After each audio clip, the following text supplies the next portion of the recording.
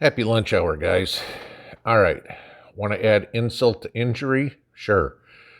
Uh, it's going to get worse before it gets better. Few things all surrounding the same topic this morning, and this is corn. You'd be amazed how reliant we are on corn that you probably didn't know, and I'm going to go into that in a second. I got an email from one of y'all. Josie sent me this morning, and she lives in Illinois.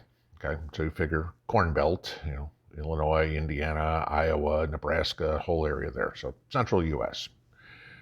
Part of her email, I'll just read this to you here real quick. We live on a small farm surrounded by very large farms. This year, no one is planting corn. All the massive fields around us will be soybeans. Okay. Now, I've mentioned to you guys before that there's a real good reason for this is fertilizer. Corn is a grass, and grass needs a lot of nitrogen to grow. And guess what we have a huge shortage of with everything going on? Nitrogen fertilizers, urea. Okay. You know what I tell you to use in your gardens. Now, remember I said last week that good old Potato Joe's solution, rather than the Keystone Pipeline, rather than drilling for oil, is we're going to make gasoline with more ethanol in it. Where does ethanol come from? Corn. Guess what? If we don't have enough corn, there's not enough corn to make ethanol, which means his solution, as usual, ain't going to work. All right. So let's go even further on this one. And I want you to look at this chart real quick. Okay. Corn futures today have now crossed $8 a bushel. That is a daily chart that you're looking at right there, guys. Okay. That's how much the price of corn has increased in the last 45 days. Now, first time corn's been over $8 a bushel in 10 years. Gee. Okay. So this is going to be a problem. Corn's expensive. Not, everybody go, oh, well, the farmers could make more money if corns are going. Yeah, but if they're paying more for the nitrogen, if they can get it, there's the problem, all right? So I know this is what's going to come up is, okay, big deal. I want to use regular gas anyway. So what? I'll back off on eating my cornflakes or whatever. I want to give you just a short list of things that are made with corn that you may be surprised about. So here you go. Toothpaste. The texture and the flavorings in toothpaste, they come from sorbitol, which is made from corn. How about yogurt? Yogurt's a dairy product, Pinball. Yeah, but the high fructose corn syrup is what's used as a sweetener. And dairy products, don't forget, you feed cows corn, okay? Gum, chewing gum, corn syrup, okay? Ladies, how about your cosmetics, okay? Blush and eyeshadow, they contain ZMAs, okay? That's another name for corn. Shampoo, like washing your hair, okay? The citric acid that's in shampoos comes from corn. Diapers, heard a lot of talk about this on prepper channels. You can also add in here, guys, tampons and other sort of absorbent type products, because the absorbency comes from cornstarch. Okay.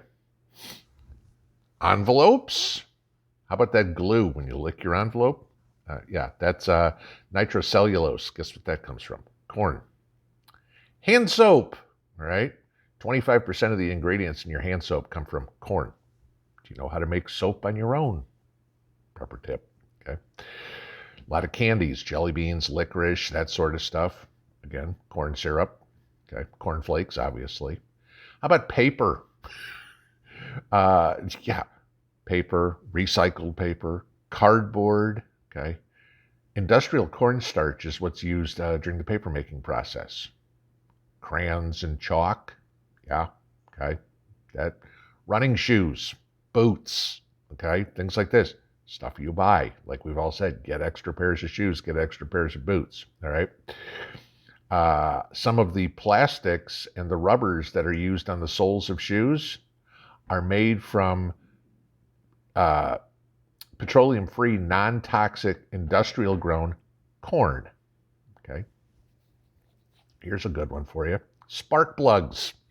Yes, I'm not kidding you here, okay?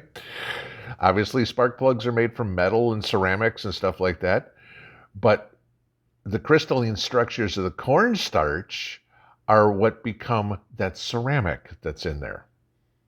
Bet you didn't know that. Your car, your lawnmower, your chainsaw, whatever, corn is needed, okay?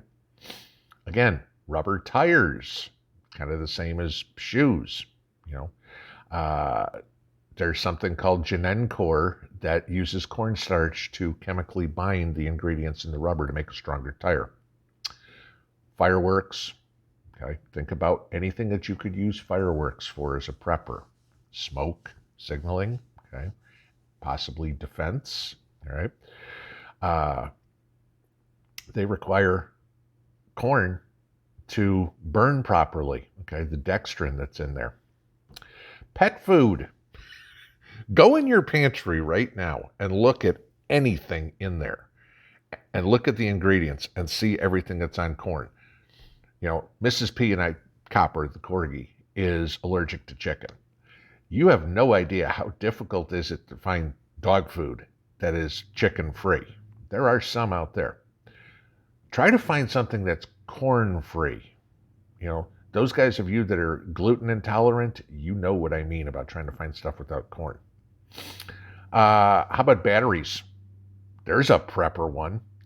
Batteries use cornstarch as an electrical conductor. Yeah. Deodorant, another one because of its absorbent nature. That's cornstarch that's in there. All right. Here's one that we must really like. Hand sanitizer. Guess what? Hand sanitizer comes from fermented corn. Yep. So does whiskey, by the way. So any of you guys that like your whiskey? Yeah, corn. Okay. Carpeting. Textiles. Okay. A lot of textiles, you know, polyesters and stuff like that. They're made from corn rather than the petroleum products anymore because they're more environmentally friendly. Let's see. We don't want to use petroleum products, so we use corn instead. Guess what? Now we're not going to have the corn to do it either. Adam and Eve, get out your fig leaves, guys. That may be how you're walking around. You know, plastics. Again, remember, if we don't go petroleum, we go for corns. I mean, remember, guys, they're trying to wean us off petroleum products and get us on plant-based products instead. Corn is the primary use for the use as the replacement product. And we ain't got the corn coming in, all right? Think of these things when you are making out your prepping list of, gee, I need to get a couple extra sticks of deodorant, a couple extra boxes of tampons, whatever it would be.